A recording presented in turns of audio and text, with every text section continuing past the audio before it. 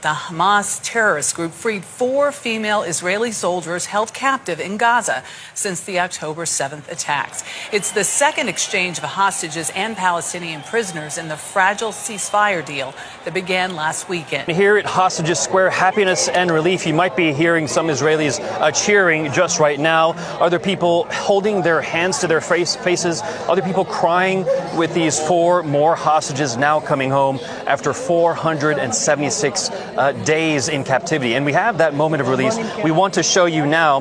These are 4 young female soldiers. They emerged from that Hamas car and walked across Gaza City's biggest square, that's Palestine Square. They were smiling, they were waving, and at least appearing physically well. Then they were handed over to the Red Cross. Their names, 19-year-old Liri Albag, 20-year-olds Karina Ariev, Daniela Gilboa, and Nama Levy. And watching this, I want to point out that this release was very different from last Sunday when we reported the first hostage release. Today's was a much more orchestrated show of strength by Hamas as well as Palestinian Islamic Jihad. There were more of their fighters, and notably they were together.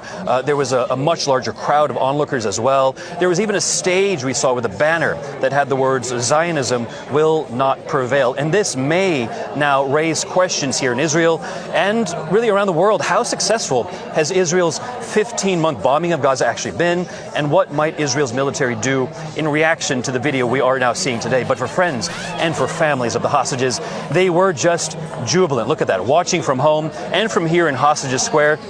Those women will now be taken to a hospital right here in Tel Aviv for checks, and then, of course, reunited with their happy families.